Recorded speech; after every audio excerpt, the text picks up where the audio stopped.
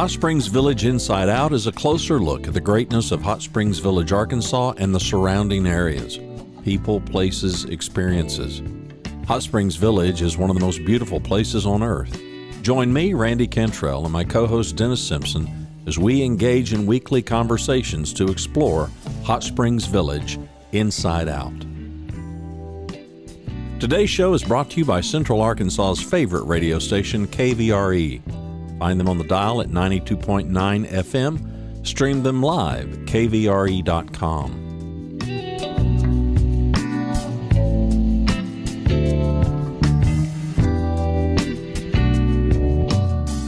RE/MAX of Hot Springs Village. The award-winning RE/MAX of Hot Springs Village is the largest real estate office inside the village with over 30 full-time agents and support staff.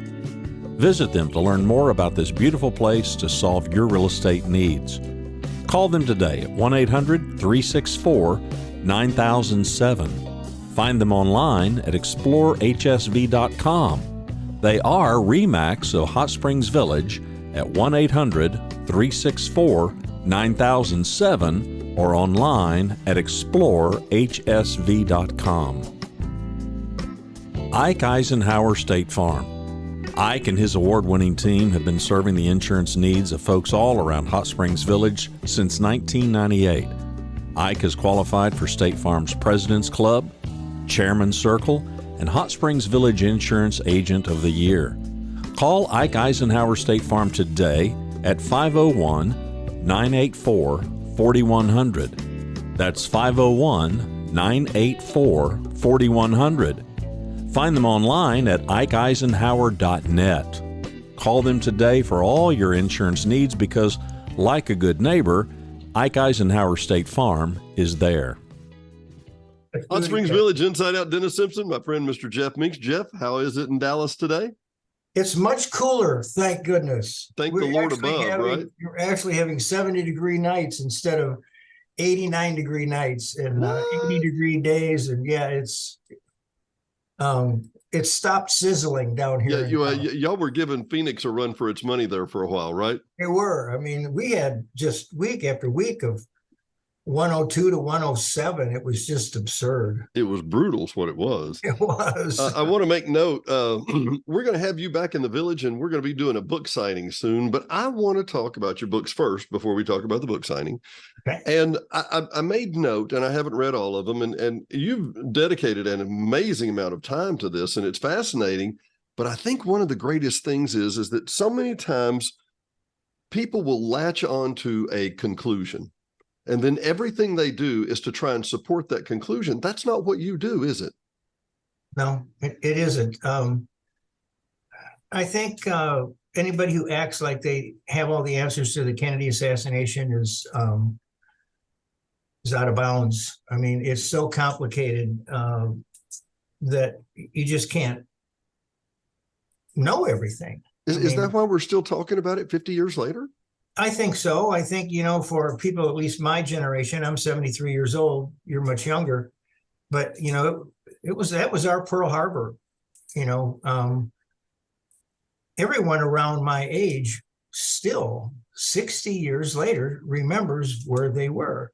Mm-hmm. And especially in my most current book, the JFK Files, Pieces of the Assassination Puzzle, I had a 1-star review on Amazon, and the person said something to the effect that, there's nothing really here to sway you one way or the other. Well, that's not the point of my latest book, the JFK Files, or to a lesser degree in the other books. The purpose of the book is to share with readers and researchers what I've learned from interviewing many of the real players in this assassination saga, and I can give you a few examples if you want. Well, yeah, but let me go back for one more point before we go there. So, you've come to the realization after 60 years that if somebody has a hard-fought position, you're probably not going to change their minds, right? I agree. So it's a matter of discussing substantive issues around that and helping people. I find it amazing. I I have more questions than I have answers at this point. Is there where you are after all these years of investigating? To a large degree, yeah. Really, still? Yeah, because there's so much diversity of opinion. There's a lot of junk out there. I Right. mean, oops, that's my phone. Sorry about that. No, no problem. No problem. Well, I tell you what, you had mentioned in the pre-roll here before we hit the button that the variety of people that you've had the opportunity to interview, which is mind-boggling, frankly, from, I don't know, Sam Giancano's daughter to explain to people that weren't of that time what kind of people you interview and what we can expect to see in this book. Okay, what you'll see are most of it is interviews I've done with those who had a lot of connection to that weekend. For example, Buell Wesley Frazier, a co-worker of Lee Harvey Oswald, who was the person who drove him to Irving, Texas on Friday nights and then back to work on Monday mornings, because Lee would spend the weekends with Ruth Paine and his wife Marina at Ruth Paine's house. Also, you'll see extensive interviews with Ruth Paine. A fellow researcher, just in some back and forth. In fact, he's one of his name is Bill Simpich. He's one of the two lawyers that's suing the Biden administration for release of documentation. Just in some back and forth with him, he told me once, he said, I think Ruth Paine trusts you more than anyone. And you need to ask her, A, B, C, and D. And I said, okay, I'll ask. And, if you have some idea and questions, I think I know what to ask, but if you want to send me some suggestions, that's fine. So I contacted Ruth, who's one of 3 people maybe still alive that have spent any time with Lee Harvey Oswald. And I told her, and we had interviewed previously just about her experience, but surrounding Ruth Paine all these years is the notion that she is CIA connected. And so I called her and said, what would you think about doing an interview about all these rumors that you're CIA connected? And she said, well, what would the point of that be? And I said, the point would be that you get to answer those, for lack of a better word, charges. Right. And so she did. And we did a 2-part interview. And I brought up the fact that her sister, Sylvia, there's no doubt that she worked for the CIA. And so we addressed several matters. It's all in the book about those who say that she was CIA connected. She knew a woman by the name of Mary Bancroft, who was CIA Director Alan Dulles' mistress. There's a lot of intrigue there, but every time I'm asked about Ruth, at the end, like I'm about to do right now, I do not see any evidence of her being a witting CIA handler of Lee Harvey Oswald. Another really fascinating interview that I did was with Dan Hardway, who, along with Ed Lopez, were 2 investigators hired. They were Cornell law students, and they were hired by the House Select Committee on Assassinations to look into the CIA and the assassination. So they would go over to the CIA on I guess, a daily basis and ask for certain documentation. And he told me how they were making some progress, although he could never get the file on a CIA person that we're all very interested in, and that's Bill Harvey. He could never get that file. And suddenly, a person from within the CIA says, you guys are asking for a lot of stuff here, and we're going to bring in this other fella. His name is George Ioannidis. He's retired. He has nothing to do with the Kennedy assassination, but he knows our filing system really well, and he'll be a real asset for you. And so that happens, and Dan talks about how the flow of information just stopped. Really? Well, what was learned 15 years later, thanks to a Freedom of Information Act request by Jeff Morley, who I did a 2-part interview, and he's also in the book, former Washington Post reporter and author of some really good books. What he found was that this George Ioannidis, he wasn't some retired file clerk. One of the things that they were trying to find out is who's running this anti-Castro organization that Oswald is in touch with. And I won't spell out the real long name. It's just known as the DRE. And it's a well-known fact that Lee Harvey Oswald was in touch with the DRE in New Orleans, if I may. Sure. Of course, I mean, to be fair, and when he met with this DRE representative in New Orleans by the name of Carlos Bringuer, he was trying to sell himself as someone who could help train these anti-Castro troops. Yeah.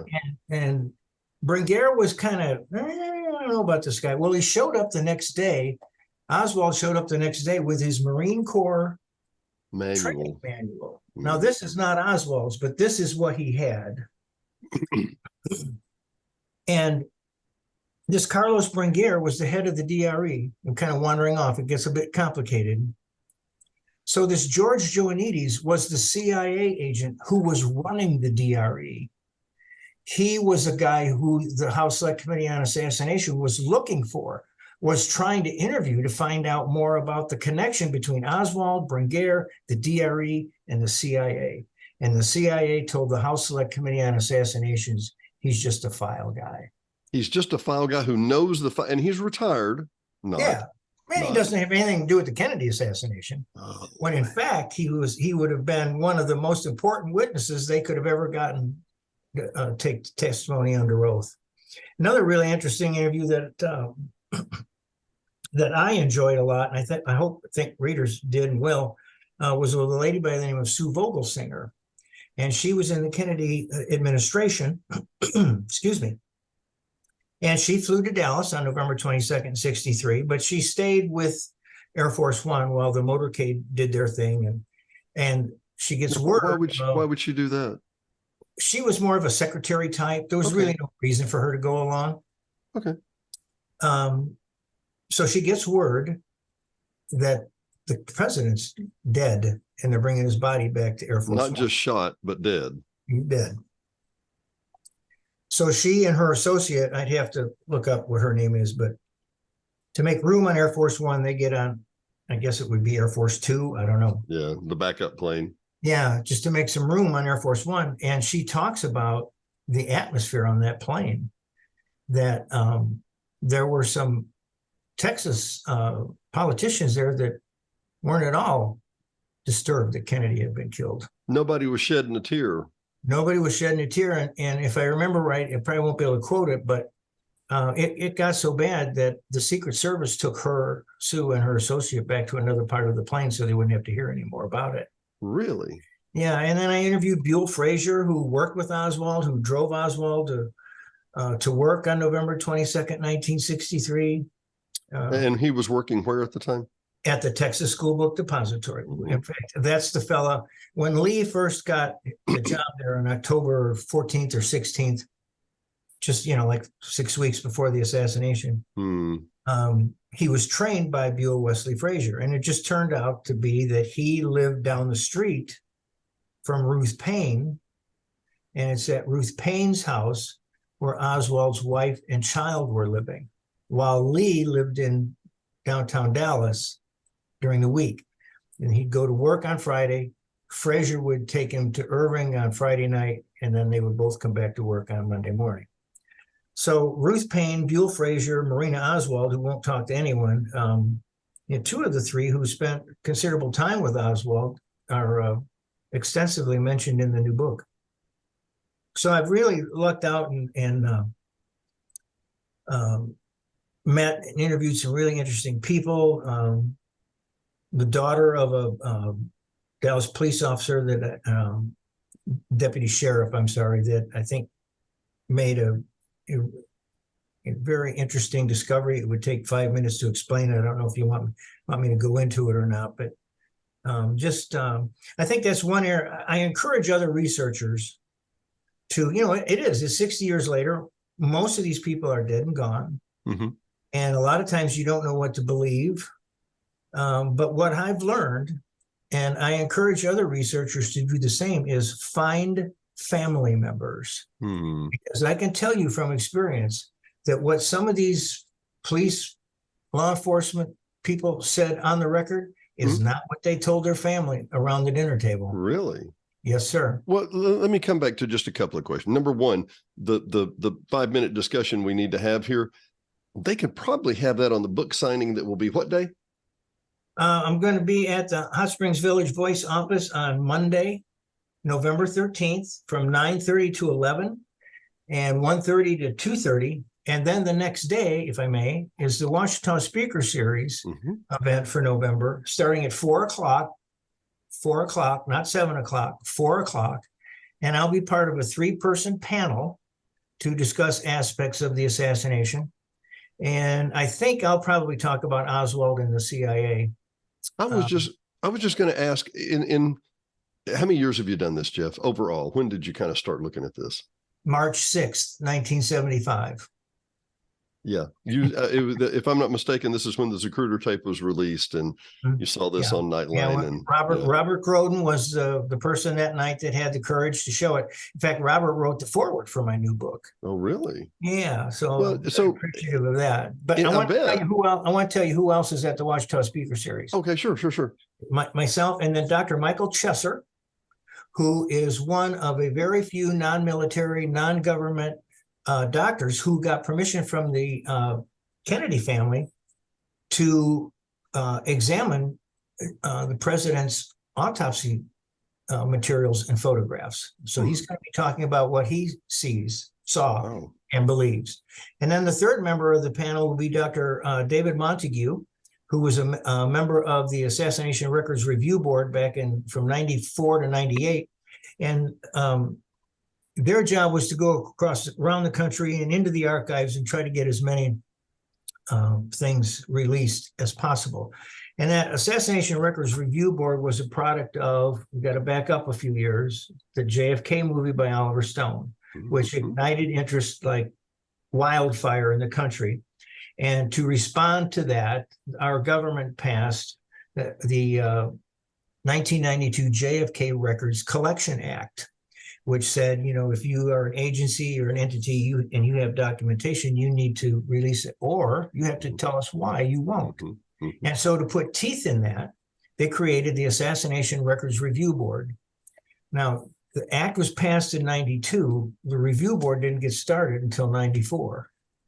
Why? I can tell by the look on your face. People ask why. Well, the president at that time was Mr. George Bush I, a former CIA director, who Judge Thunheim, who chaired the Assassination Records Review Board, his interview is also in the book. He mentioned how Bush drug his feet, and it wasn't until Clinton was elected that the review board actually got up and running, and did so for 4 years. So Dr. David Montague, he's on the panel with Dr. Chesser and myself, and he'll be talking about his Assassination Records Review Board experiences. And they're both, their stories are amazing. So let's recap, though. That's the Ouachita Speaker Series. That is at 4 p.m. on the 20...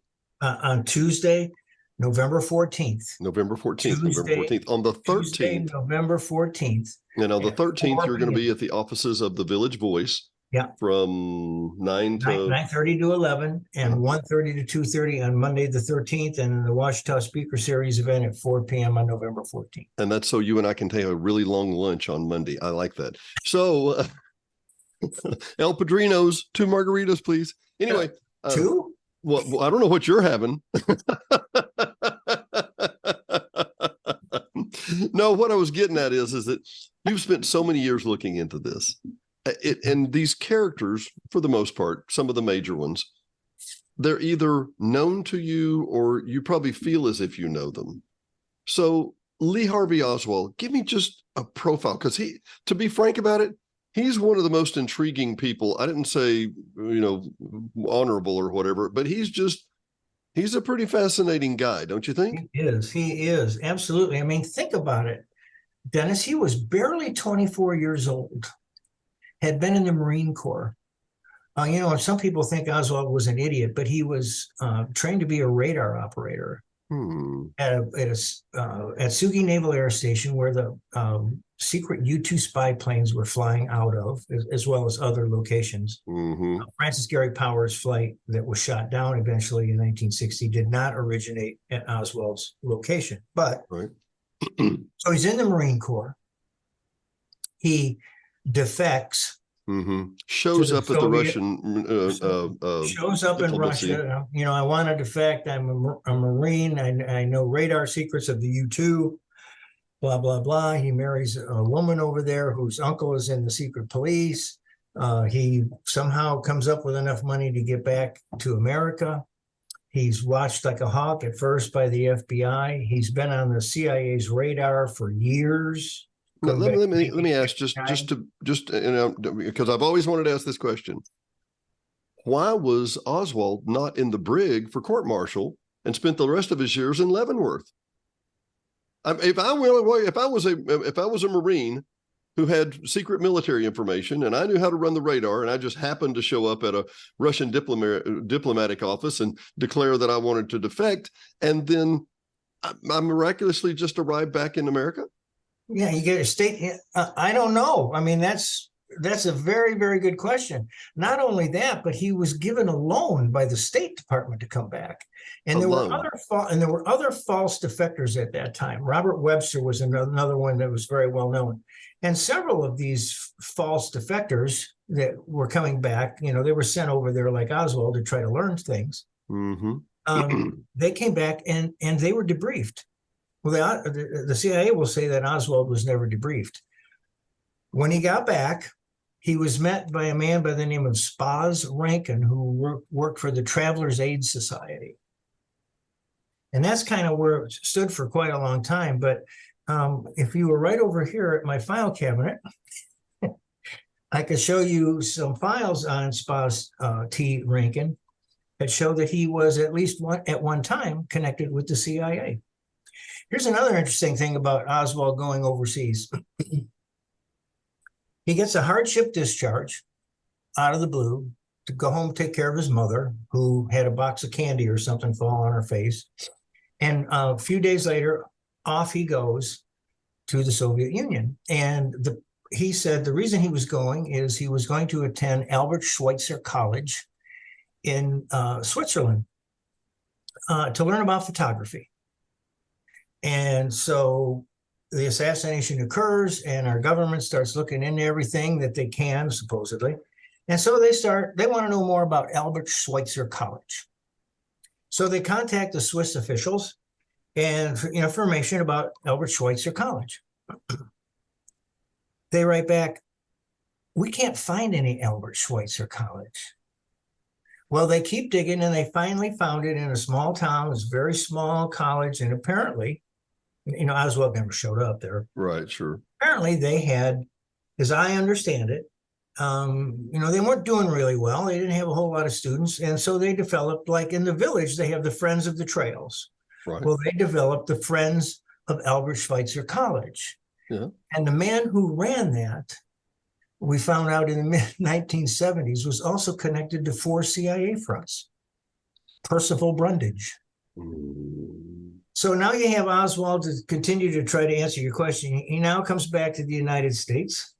I believe he was on a mission to New Orleans. I believe he was on a mission to Mexico City. And I think he was up to something in Dallas. But to your point, yeah, barely 24 years old. And to experience all that, he was a very mysterious guy. Needless to say, we don't want to cover everything in the book, but I just wanted some teasers. A couple of things I wanted to bring back, and I've always wondered these too. And thanks for your time, Jeff, obviously. Once again, you'll be here on the 13th signing books from 9 to 11 at the Village Voice. And then from 9:30 to 11. 9:30 to 11, and then 2:30 to 4? 1:30 to 2:30. 1:30 to 2:30 on Monday the 13th. And then the Ouachita Speaker Series on the 14th at 4 p.m. And I'm just repeating all that. We'll do some other things to play that up here in a minute. I guess so. Contemporaneous to that would be Martin Luther King. a tragedy, a very sad event. Certainly, I don't believe orchestrated to the same degree. But the CIA was tracking Martin Luther King, and it was a well-known thing that Martin Luther King, a pastor, had mistresses. He was not a saint in any stretch like we might make him out to be, although he was a remarkable guy. I'm not going to argue any point about that. But, we don't have a problem in releasing those files 50 years later. And for those that don't know, typically secret files are typically held for about 50 years. Is that correct? Yeah, typically. And I think that number is picked because they think a lot of people that were germane to the happening are gone by then. A generational changeover of sorts, as it were. Yeah. And I think a lot of the things, they'll do the 50 years, but if they think it could still harm national interest, they'll continue it or extend it a little longer or whatever. The Thresher event, something like this, submarines that implode, blah, blah, blah, blah, blah. We keep those secret about 50 years, but we're going on 60 plus. What's going on? A lot of people ask that question, whether it's the Martin Luther King assassination or the JFK assassination or even the RFK assassination. You bring up Martin Luther King. My focus all these many years has been on, obviously, JFK. I don't know a whole lot about the RFK assassination, but I do know there's a lot more bullet holes in that kitchen than there were bullets in that chamber of that guy's gun. I do Remarkable, isn't it?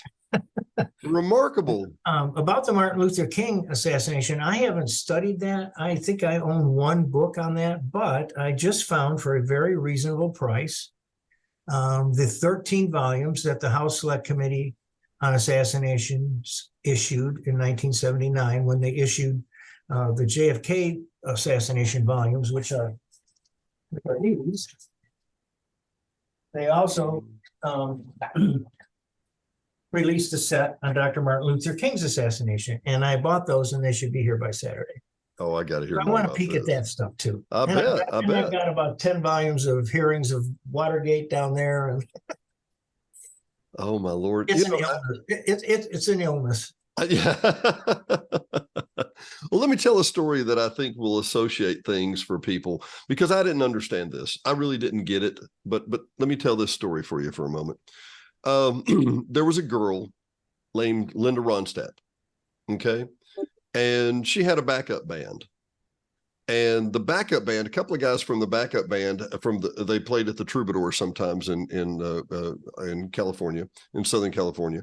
And they actually lived in an apartment, and they were trying to play music and write music. They wanted to make a living at music. And there was a guy who lived in the dirt dugout basement below them who had a piano. And they learned how to write a song by hearing the guy in the basement below them every morning. He would get up about 9 or 9:30, and he would dun dun dun. You write that down. Dun dun dun dun dun dun dun. And he would just write. So the guys above him, who were in the backup band for Linda Ronstadt, would sit and listen to dun dun dun dun dun dun, and they heard how you write a song. Let's see, that would be "Doctor My Eyes" by Jackson Browne. Okay. And then the guys above in the floor behind them were Mr. Fry and Mr. Henley from the Eagles that went off and made their own band. Yeah. My favorite group, by the way. What's that? My favorite group, by the way. Oh, incredibly talented guys. Incredibly talented. Seen them 3 times, and I'm looking forward to the 4th. Oh, wow. Well, and you're going to have Mr. Vince Gill this time, right? Yeah, I've seen him the last time. They were in Fort Worth last year. And they're so cheap to get those tickets, right? Oh, yeah. They're like $2.50 each. Add a couple more decimals, I'm pretty sure. Oh, yeah. That's right. That's right. Yeah. It takes a couple of book sales, people. I'm saying the man needs to sell some books to go see the Eagles. I'm not disagreeing. Not disagreeing. But my point being here is that the associations that we don't live in Southern California. I've never run in those circles. I wouldn't have no idea. I know Henley's from the Dallas area, but I have no idea how all these people intermesh with each other. You, I suspect, didn't either until you started talking to someone who may or may have not been a CIA operative, that knew somebody else who was a CIA operative, who was a CIA employee, who had associated with the CIA.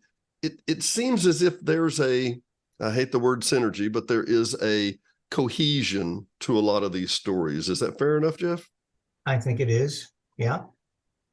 It's just, I think you said when we started, or before we, in a prior conversation, that the more you've looked into this, and like many of us, the more you look into it, you get more questions than answers. Yeah. And it kind of leads you to this and to that, and this person to that person. And, I'll interview person A, and they'll say, have you ever talked to person B? No. Can you get me in touch? Yeah. And my wife teases that whether we lived in Illinois or the latter years in Arkansas or now in Texas, she said, this JFK stuff just follows you around. It just finds you. And, I chuckle at that because it's true. I just reconnected with a guy that I was in touch with 40 years ago. And he put me in touch with Antoinette Giancana. And well, tell that story if you would. I've been wanting to dance around to that one. Tell that one. Well, my upcoming column, which will be out hopefully on the 24th, it's in 2 parts. So my next JFK column, the JFK Files, hopefully part 1's in the 24th and part 2 in the 31st. And I was able to spend well over an hour with the daughter of the Chicago mobster Sam Giancana. And we talked about her father. We talked about life in Vegas. We talked about Phyllis McGuire, one of his girlfriends. We talked about Judith Campbell Exner, who also was bedded by the president. Mm-hmm. And did Giancana use Judith Campbell Exner to get information to JFK or money? We talked about her father's murder and who did it. We talked about Kennedy's murder and who did it, in her opinion. And it's almost a 2,000 word piece in 2 parts. So that will be in the Voice, hopefully the 24th and 31st. hsvvoice.com. I strongly recommend, on advice of Miss Jennifer Allen, that you subscribe to the wonderful Hot Springs Village Voice, and they will mail you a copy every Tuesday, right? I'll second that. You'll second that. And there was a fascinating article yesterday on page 2 about the Town Homeowner Association president that's talking about remodeling DeSoto courts. How do these things come up? Well, how did that come about? No, I tell you, that Lewis guy, he just writes whatever he wants. I'm telling you. It just fell out of the clouds. I'm going to be very frank. I can be a tough critic for media. I can be a very tough critic for media. You and Lewis both. I will begrudgingly trust you with my character in any instance. Lewis is just spot on. What I say, when he interviews me and I answer the question, I feel like it's communicated fairly and evenly every time. And you too, by the way. Well, thank you. I think, I've been with The Voice since 2007. Mm-hmm. That's quite a while now. And for the whole time, we've always taken pride in not taking sides, mm-hmm. what journalism used to be. And, from, when I was managing editor for 4 years, I got more of this than before and after, because, everybody that had a gripe, that's who they came to you, which was part mm-hmm. of the job. And we would get accusations that, you're favoring this side or that. And or that we should be favoring this side and that. And I would answer back that, we're not Fox, we're not CNN, we don't take sides. We present information and you can decide. Mm. And there were other times when people would say, well, I wonder what, Leslie Nally's up to, or I wonder what's so-and-so. And then they would speculate in a letter to the editor. And I would always think, well, if you have a question for Leslie Nally or Kelly Hale or whomever, why don't you contact them? Instead of just asking it in a public forum, why don't you ask them? And then we can discuss it.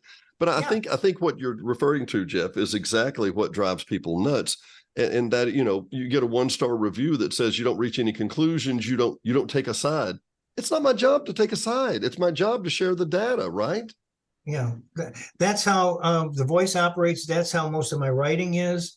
The JFK case is too complicated to act like you know what the heck the real answers are or the truth is. I mean, I'm just one of hundreds of people who have devoted a lifetime to this. And the fellow who did the Freedom of Information Act request, if found out about George Ioannidis, the file clerk who didn't know anything about the Kennedy assassination. The retired file clerk. Yeah. I kind of like his answer when he's asked, so who killed President Kennedy? And Jefferson Morley says, I don't know. It's too early to tell. So I don't know if you know, there's a guy called H.W. Brands, who is a famous famous historian professor out of University of Texas at Austin. But that is the historian's joke, because they ask him, what about the legacy of Clinton, the legacy of Lincoln? And he said, it's too early to tell. So that's their running joke, I'm pretty sure. But I get the gist. But and we got to wrap it up. I know we're time, but once again, you're going to be here on the 13th and at the Village Voice, and we can come by and get a signed book of what's the new book? It's called The JFK Files, Pieces of the Assassination Puzzle. I'm also going to bring copies of my other books, The Manipulation of Lee Harvey Oswald and the Cover-Up That Followed, that will dig deep into Oswald's actions and the CIA's tentacles all around him. And then the first book I wrote was Lee Harvey Oswald, A Lone Gunman. I got to read that Manipulation. I want the second one. I want the Manipulation one. That sounds too fascinating. I'm going to bring all three. Good. I want a signed one of the second one, by the way. But I want to come back to this and to that THA guy. to the THA guy this week. Let's see what he does. But I'm coming back to that just for a second, and I understand not everybody makes a conclusion and whatever, but if there was a second gunman, wink, wink, was he in the grassy knoll? I believe there was a shot from the front. Yes. Really? Yeah, I do. For several reasons. First of all, the House Select Committee on Assassinations, right at the end of their hearings, and just before they published their report, they did some acoustical testing. By Bolt, Baranik, and Newman, who at that time was the expert at acoustical study. They were the company that was able to identify who fired the first shots at Kent State.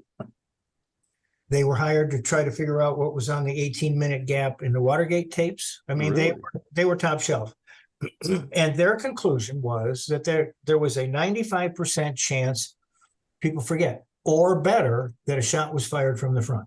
Really? Now, other people have looked at that data and dismiss it as inaccurate. And other people have looked at it after the House Select Committee and say that it's solid. So it's up in the air. But there were also 9 people in the plaza who either saw a puff of smoke or a flash of light or people running away from the back of the picket fence. Mm-hmm. And I think when you take all that together, that has convinced me that there was a shooter in the front.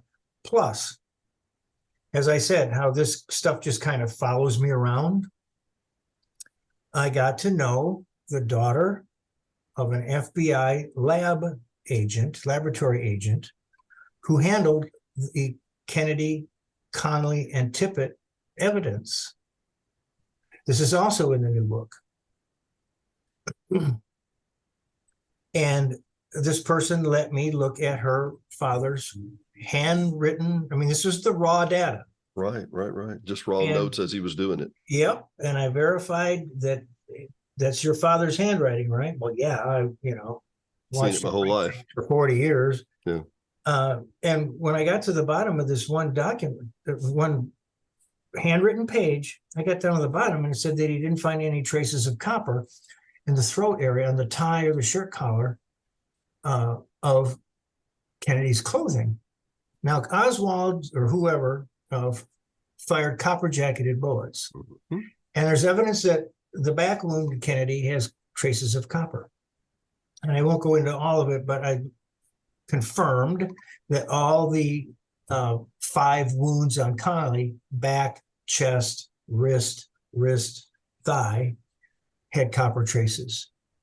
So if it's the super magical bullet, the magical bullet, magic bullet, the single bullet theory. So if one bullet did all this, why is there copper here and copper all over there, but there's no copper here?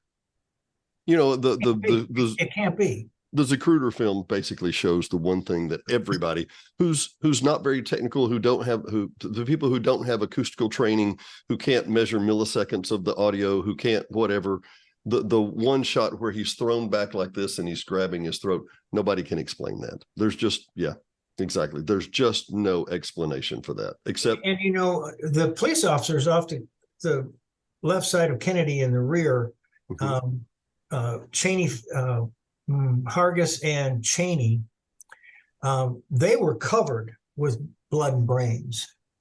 And people say, well, that's because they drove through the cloud of brain matter and tissue as it came down. But that's not the case. If you look at their testimony, one of them said that they were hit with that stuff so hard they thought they might have been shot.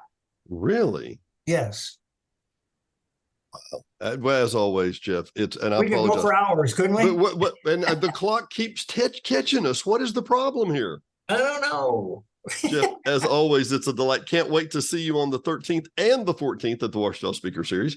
I think the Ouachita Speaker Series will be fascinating. Yeah. But thanks again for your time. Jeff Meeks of the Hot Springs Village Voice, Dennis Simpson, Hot Springs Village Inside Out. We will see you next time. Thanks, Jeff.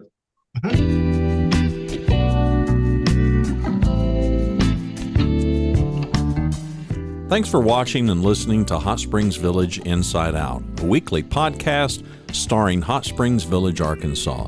Visit the website at hotspringsvillageinsideout.com.